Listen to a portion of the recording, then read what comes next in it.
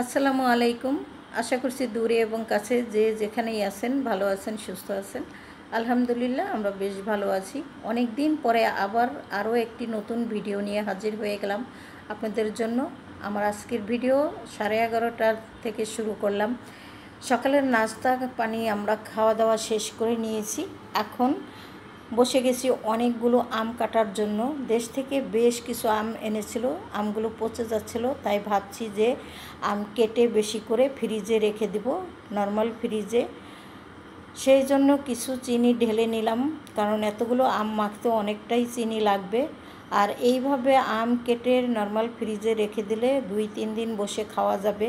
আর বাহিরে থাকলে আমগুলো নষ্ট হয়ে যাবে। আর আমার ছেলেরা এবং আমি এইভাবে আম মাখিয়ে খেতে ভীষণ পছন্দ করি। তাই তো আম ভাত বাড়ার একটা গামলা নিয়েছি, দেখতেই পাচ্ছেন অনেক বড়। এখানে কিন্তু প্রায় 5 কেজি আমের মতো মাখানো হয়েছে কেটে। তো এখানে আসলে পরিমাণটা আমি আনুমানিকভাবে বললাম। তো এখানে যে আমগুলো কেটেছি অনেকটাই আম। হয়তো ভাবতে পারেন এত আম কেটে রাখলে কি ফ্রিজে ভালো থাকবে কিনা। হ্যাঁ, আমি এর আগেও রেখে দিয়েছি, কারণ বাহিরে রেখে নষ্ট করার চেয়ে এভাবে মাখিয়ে ফ্রিজে রেখে দিলে কিন্তু যে কোনো মুহূর্তে সবসময়ই মন চাইলে বের করে খেয়ে নেওয়া যায়। এতে কিন্তু আমগুলো নষ্টও হবে না আর আমাদেরও খাওয়া হবে।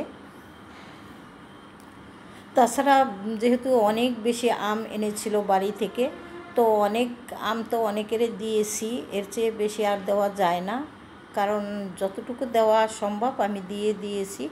আর এই আমগুলো আমরা আসলে খাবো, যেহেতু বাড়ি থেকে কষ্ট করে টেনে এনেছে। আম আনা, কাঁঠাল আনা বাড়ি থেকে ইচ্ছা করলে সারা বছর খাওয়া যায়, এত আমই আনা যায় বা কাঁঠাল আনা যায়, কিন্তু কীভাবে সম্ভব? এটা তো সম্ভব না। তো আম খাওয়া দাওয়া শেষ করে আমি কিন্তু এখন চলে এসেছি রান্না করব বলে।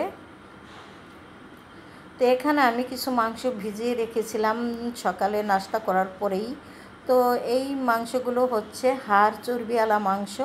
তো আমি এখন কেটে বেছে পরিষ্কার করে এখানে রেখে দিয়েছি। এখান থেকে কিছুটা মাংস আমি এখন রান্না করব, আর বাদ বাকি মাংসগুলো আমি আসলে ফ্রিজে তুলে রেখে দিব, কারণ কুরবানির সময় যে প্রচুর পরিমাণে মাংস রান্না করা হয়েছে সেগুলো তো খাওয়া হয়েছে বেশ।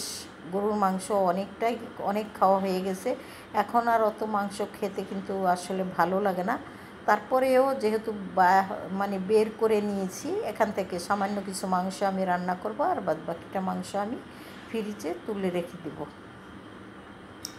আর একেবারেই সিম্পল ভিডিও দিলাম আপনাদের সাথে, কারণ হচ্ছে আমি অনেক দিন পরে ভিডিও দিলাম। আমার ভিডিওগুলো কিন্তু আপনারা অবশ্যই দেখবেন, আর যদি ভালো লাগে আগের মতো লাইক কমেন্ট শেয়ার করে দিবেন, সেই সাথে সাবস্ক্রাইব করে আমার পাশে থাকবেন। এই পর্যন্তই আজকে হয়তো আমি আপনাদের সাথে ভিডিওতে কথা বললাম এবং আপনাদের সাথে অ্যাটাচড হলাম। তো সবাই ক্ষমা সুন্দর দৃষ্টিতে দেখবেন। বিদায় নিয়ে নিই, ভালো থাকেন, আল্লাহ হাফেজ।